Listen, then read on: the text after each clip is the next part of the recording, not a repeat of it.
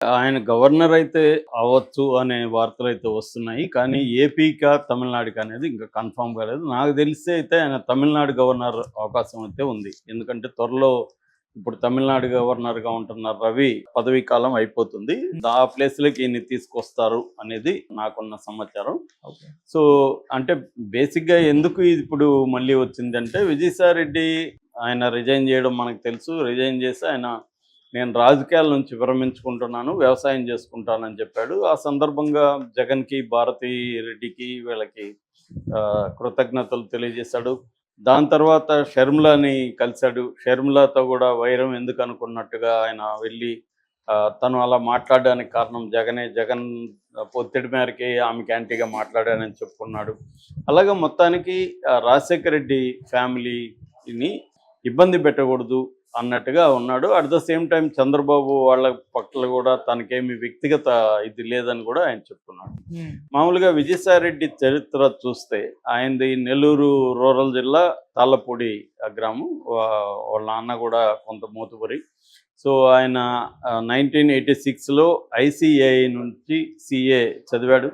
దాని తర్వాత చెన్నైలో, బెంగళూరులో, హైదరాబాదులో తన ప్రైవేట్ కంపెనీలు పెట్టాడు. అంటే సిఏ ఆఫీసులు పెట్టుకున్నాడు. అట్లాగే బ్యాంకింగ్ సెక్టర్లో కూడా ఆయన నేషనలైజ్డ్ బ్యాంక్కి బోర్డు మెంబర్గా కూడా ఉన్నాడు. ఓరియంటల్ బ్యాంక్ ఆఫ్ కామర్స్కి డైరెక్టర్గా ఉన్నాడు. దాని తర్వాత వైఎస్ఆర్ ఫ్యామిలీకి రాజారెడ్డి కాలం నుంచి కూడా ఆయన వాళ్ళ ఫ్యామిలీ ఆడిటర్గా ఉన్నాడు. తర్వాత జగన్ కంపెనీలు పెట్టినప్పుడు కూడా ఈయన లీగల్ అండ్ ఫైనాన్షియల్ అడ్వైజర్గా కూడా జగన్కి ఉంటున్నాడు. సో అప్పటి నుంచి కూడా జగన్ ఫ్యామిలీతో ట్రావెల్ చేశాడు. వైఎస్ఆర్ ఉన్నప్పుడు కూడా ఈయన మామూలుగా లక్కిరెడ్డిపల్లి ఎమ్మెల్యేగా ఉంటున్న గండికోట సుబ్బారెడ్డి వాళ్ళ కూతురు సునంద ఆమెను పెళ్లి చేసుకున్నాడు.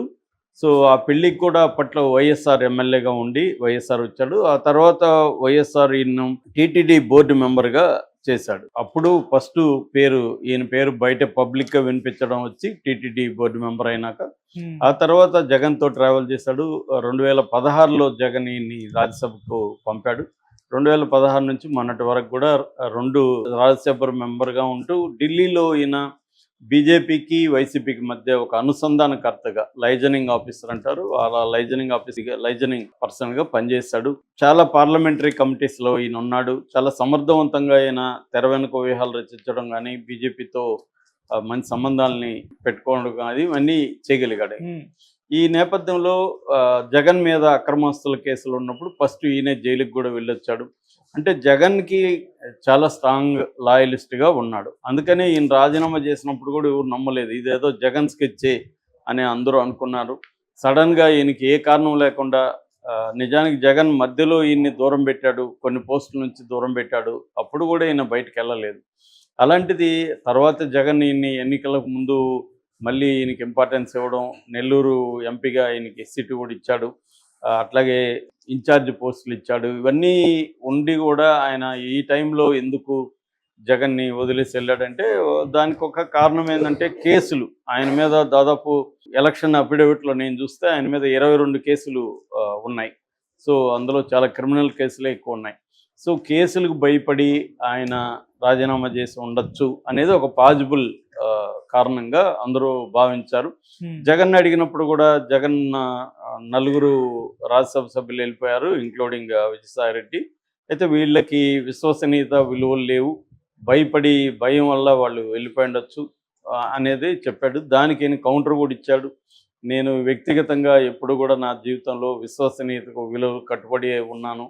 భయం అనేది నా రక్తంలో లేదు, భయపడాల్సిన అవసరం నాకు లేదు, నేను ఆల్రెడీ జైలుకి కూడా పోయిచ్చాను అన్నట్టుగా ఆయన మాట్లాడాడు. సో సడన్గా నిన్న ఏమైందంటే ఇక్కడ హైదరాబాద్లో మన ఉపరాష్ట్రపతి జగదీప్ ధంకర్ వచ్చినప్పుడు ఈయన ప్రముఖంగా కనిపించాడు. ఆయన స్వాగతం పలుకుతూ పుష్పగుచ్చాలు ఇచ్చాడు. ఆ సందర్భంగా కొంతమంది ఈయనకు అడ్వాన్స్డ్ కంగ్రాచులేషన్స్ సార్ అని చెప్తున్నారు. సో అప్పుడు మీడియా దృష్టి వెళ్ళింది, ఎందుకు ఈయనకి అడ్వాన్స్ కంగ్రాచులేషన్ చెప్తున్నారు, ఈయన ఏమి చేయబోతున్నాడు అన్నది ఆరా తీశారు. ఆ క్రమంలో అర్థమైంది ఏమంటే ఇంకా 3.5 సంవత్సరం ఉందనగానే ఈయన రిజైన్ ఇచ్చింది దేనికోసం అంటే ఈయనకి గవర్నర్ పోస్ట్ బీజేపీ ఇవ్వడానికి ఒక ఒప్పందం జరిగింది. అందుకనే ఈయన రిజైన్ చేశాడు. ఈ పోస్ట్ బీజేపీకి వెళ్తుంది ఈ సీటు. సో ముందుగానే వీళ్ళిద్దరి మధ్య ఒప్పందం జరిగింది. ఈయన యాక్టివ్ రాజకీయాల నుంచి పక్కకెళ్ళి గవర్నర్ గాను లేకపోతే ఇటువంటి రాజ్యాంగ పదవుల్లో బీజేపీకి దగ్గరయ్యి జగన్కి కూడా అనుకూలంగా ఉండాలి. ఇది జగన్ అండ్ బీజేపీ కలిసి వేసిన స్కెచ్.